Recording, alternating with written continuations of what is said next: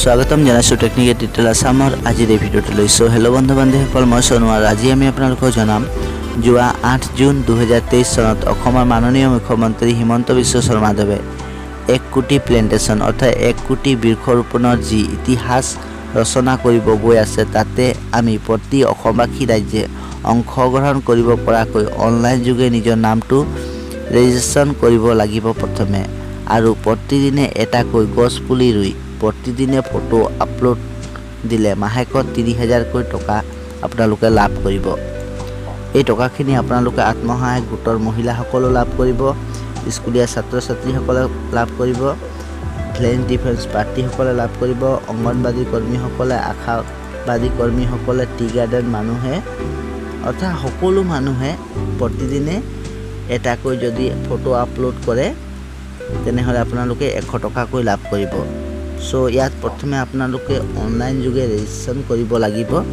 Registration কৰাৰ পাছতহে আপোনালোকে ফটো আপলোড কৰিব পাৰিব। সো আজি মই আপোনালোকক দেখুৱাম যে আপোনালোকে কেনেকৈ ৰেজিষ্ট্ৰেশ্যন কৰিব, কেনেকৈ ফটো আপলোড কৰিব, ইয়াৰ কাৰণে আপোনালোকে কি কৰিব লাগিব। সো কমপ্লিট প্ৰচেছ এইটো ভিডিঅ' জনাম। ভিডিঅ'টো অকণো স্কিপ নকৰাকৈ চাই থাকক, আৰু এনেধৰণৰ টেকনিকেল ৰিলেটিভ ভিডিঅ' পাই থাকিবলৈ চেনেলটো প্লিজ ছাবস্ক্ৰাইব কৰি দিব আৰু কাষতে থকা বেল আইকনটোত ক্লিক কৰি অন নটিফিকেশ্যন অন কৰি ল'ব। সো বলক আমি ভিডিঅ'টো ষ্টাৰ্ট কৰোঁ। সো প্ৰথমে আপোনালোকে আপোনাৰ মোবাইলৰ প্লে ষ্ট'ৰখন অ'পেন কৰিব। সো আপোনালোকে এইখিনি কাম ইজিলি আপোনাৰ মোবাইলৰ পৰাই কৰিব পাৰিব। সো আপোনালোকে প্লে ষ্ট'ৰখন অ'পেন কৰিব। প্লে ষ্ট'ৰখন অ'পেন কৰাৰ পাছত আপোনালোকে টাইপ কৰিব অমৃত বীজ আন্দোলন,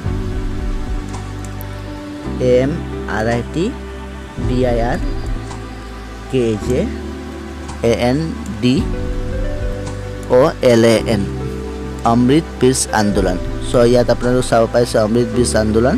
সো এইখন এপ্লিকেশ্যন প্ৰথমে আপোনালোকে ডাউনলোড কৰি ইনষ্টল কৰি ল'ব। ইনষ্টল কৰাৰ পাছত আপোনালোকে অ'পেন অপশ্যনত ক্লিক কৰিব। ইয়াত আপোনালোকে চাব পাইছে 1 crore ট্ৰি প্লেণ্টেশ্যন। সো 1 কোটি বৃক্ষৰোপণৰ যি ইতিহাস ৰচনা কৰিব গৈছে মাননীয় মুখ্যমন্ত্ৰী হিমন্ত বিশ্ব শৰ্মাদেৱে। সো ইয়াত আপোনালোকে চাব পাইছে ৰেছ 100 be paid of successfully painting.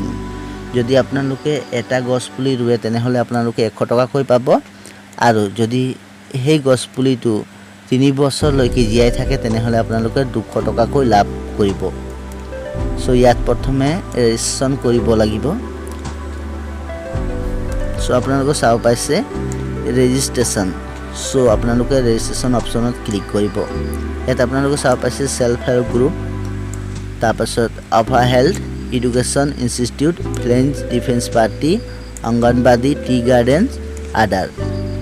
So ইয়াত আপোনালোকে আত্মসহায়ক গোটৰ, স্কুলীয়া ছাত্ৰ ছাত্ৰী, ভিলেজ ডিফেন্স পাৰ্টি, অংগনবাদী কৰ্মী, আশাবাদী কৰ্মী, টি গাৰ্ডেন মানুহ সকলো পাৰিব। সো আজি আমি আপোনালোকক দেখুৱাম আত্মসহায়ক গোটৰ মহিলাসকলে কেনেকৈ ৰেজিষ্ট্ৰেশ্যন কৰিব।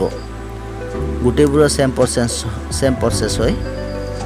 সো ইয়াত আপোনালোকে চাব পাইছে ছেল্ফ হেল্প গ্ৰুপ। সো ইয়াত আপোনালোকে ক্লিক কৰি দিব।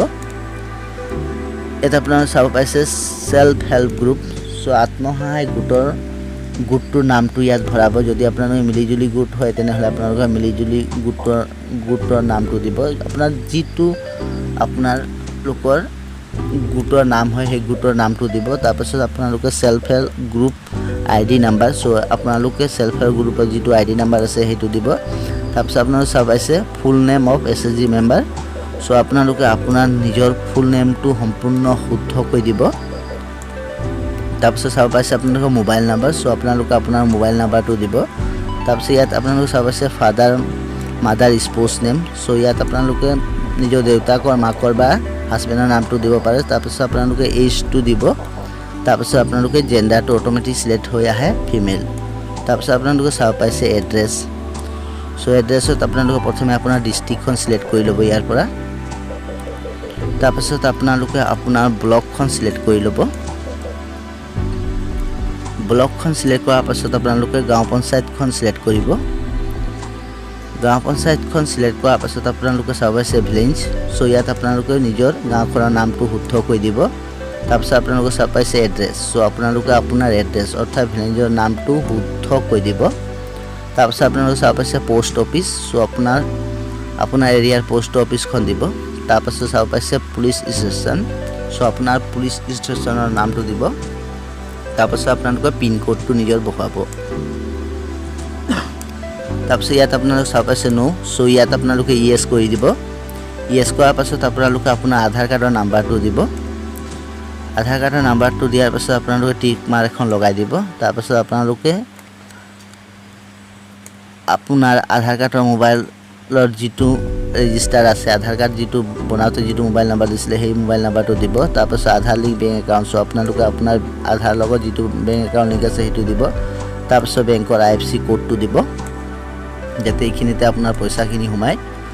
তাৰপাছত আপোনালোকে বেংক একাউণ্টৰ প্ৰথম পেজখন আপোনালোকে আপলোড কৰিব লাগিব। চ' আপোনালোকে কেমেৰা চাব পাইছে, কেমেৰা অপশ্যনত ক্লিক কৰি আপোনালোকে আপোনাৰ বেংকৰ একাউণ্টৰ প্ৰথম পেজখন ফটো মাৰি আপলোড কৰি দিব। তাৰপাছত আপোনালোকে চাব পাইছে চেণ্ড OTP। চেণ্ড OTPত আপোনালোকে ক্লিক কৰিব। চেণ্ড OTP ক্লিক কৰাৰ পাছত আপোনাৰ মোবাইলত এটা OTP যাব। চ' তাৰপাছত আপোনালোকে আপোনাৰ OTPটো বহুৱাই দিব।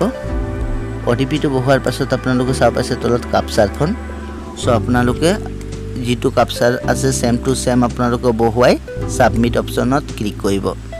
ছাবমিট অপশ্যনত ক্লিক কৰাৰ লগে লগে আপোনালোকে চাব পাইছে ৰেজিষ্টাৰ ID। চ' আপোনাৰ ৰেজিষ্টাৰ IDখন আহি যাব।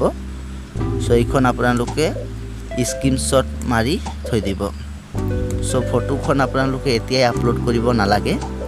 চ' 17 তাৰিখে আপোনাৰ ফটোখন আপলোড কৰিব লাগিব। চ' চেনেলখন আপোনালোকে ছাবস্ক্ৰাইব কৰি থৈ দিব। মই আপোনালোকক 17 তাৰিখে দেখুৱাই দিম যে আপোনালোকে কেনেকৈ ফটোখিনি আপলোড কৰিব লাগিব। চ' ভিডিঅ'টো সম্পূৰ্ণৰূপে চোৱাৰ বাবে ধন্যবাদ। Thank U.